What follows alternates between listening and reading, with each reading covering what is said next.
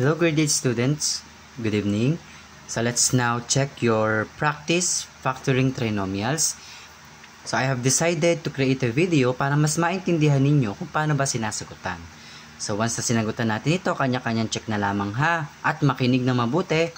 So for number 1, we have to check first if this is under the case of perfect square trinomial. So tingnan natin. So yung first term niya is 4x squared. So that is a perfect square. Kasi ang square root niyan ay 2x. Tama? Next, yung 81 naman, yung last term. That is also an example of a perfect square. Because the square root of 81 is 9. So para ma-check natin, finally, kung perfect square trinomial ba siya, we have to multiply this and then multiply pa natin siya sa 2. Dapat, ang kalalabasan is yung middle term. Let's check. 2 times 2, that is 4. And then 4 times 9, that is 36. And then, itakabit lang natin yung variable x. Since 36 na naging answer, sa product ng square roots at yung twice niya, at yun din ang nasa gitna, meaning, this is under the perfect square trinomial. So, pwede natin i-apply yung way natin ng pagfa-factor ng perfect square trinomial. So, to do that, gawa tayo ng dalawang parentheses, open and close. And then, yung square root ng first term, which is 2x, ayan, nasulat na natin. And then, yung square root ng 81, which is 9, lalagay rin natin dito. And then, since naka-minus yung second term natin, yun din po ang magiging operation ng ating answer. And then, do not forget to write squared sa labas. Or, pwede rin naman kung in-expand ninyo, so, pwede rin maging answer is dalawang 2x minus 9. Wala na yung squared. Kasi nga, in-expand mo na siya. Okay? So, either this or this ang correct answer. So, sana nakatama ka sa number 1. Let's now proceed to number 2. So, si number 2, obviously, hindi na siya perfect square trinomial because this last term, 18, is not an example of a perfect square.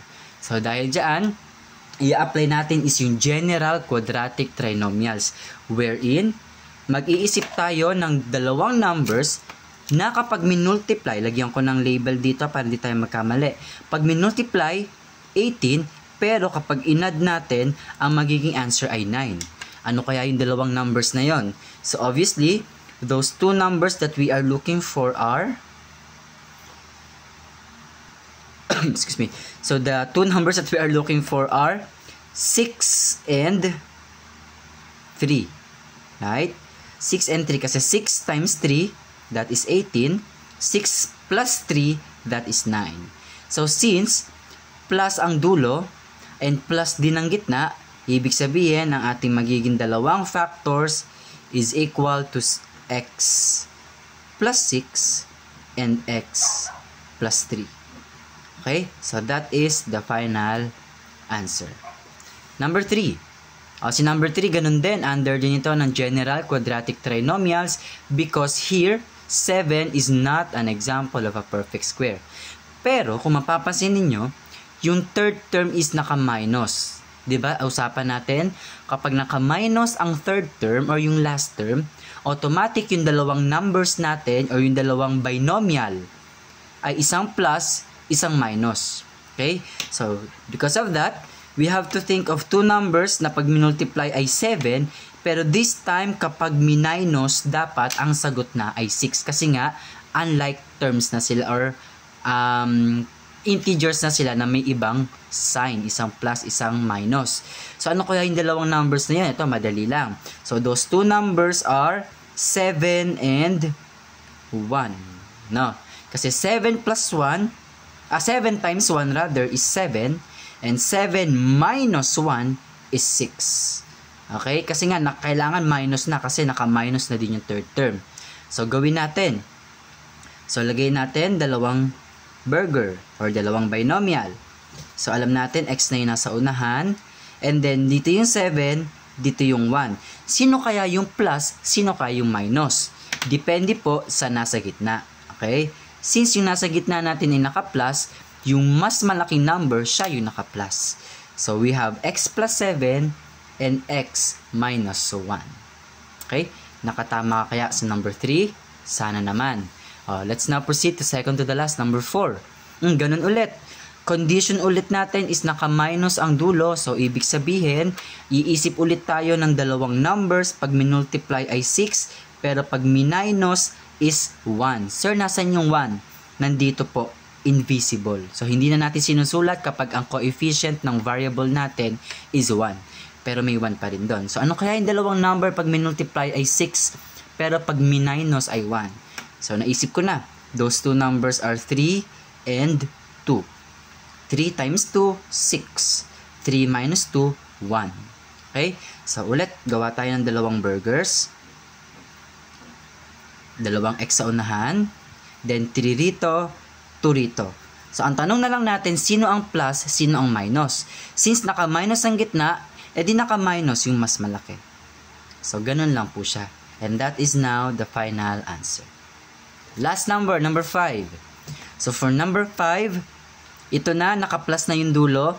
Yun yung una natin titignan ha, yung dulo palagi.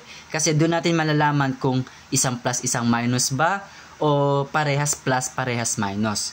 So, since naka-plus yung dulo, meaning, iisip tayo ng dalawang numbers na parehas ang sign. Dalawang number pag minultiply ay 30, pero kapag pinlas ay 11. So, napansin nyo ba yung pattern? Kapag naka-plus ang dulo, tulad nitong ni number 2 tsaka si number 5, ang yung gitna is yung answer pag pinlas. Okay? Pero pag naka-minus yung dulo, tulad ni number 3 and number 4, iniisip natin yung gitna kapag minus. Okay? Kumbaga, minus, minus, minus, minus, plus, plus, plus, plus. Para ito sa general quadratic trinomial. Okay? Ngayon, ano kaya yung dalawang numbers? Pag minultiply is 30, pero pag inadd natin is 11. Those two numbers are 6 and 5.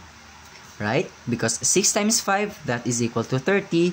And if we add these two numbers, that will give us 11. Clear? Now, so alam na natin na yung magiging binomials natin, o dalawang x sa unahan, then yung dalawang numbers na naisip natin, 6 and 5, kasasabi ko lang kanina, naka-plus ang dulo, so big sabihin, parehas ng sign yan, or operation. Ano yung operation na parehas? Parehas plus or parehas minus? Ano ba yung nasa gitna? Minus. E di parehas minus ang ating answer. So these are the answers for our practice in factoring trinomials. So I hope naka-perfect kayo, or kung hindi naman, is at least naka-3 pataas. Okay? So, sa comment section po, pakilagay po or pakicomment ang inyong pangalan, buong pangalan, and then, saang section ka galing? Then, ano yung score mo? Okay, para maging aware din ako kung talaga bang okay na sa inyo yung ating factoring factoring trinomials. Okay? So, thank you for watching. Keep safe and stay at home na lang. Bye-bye!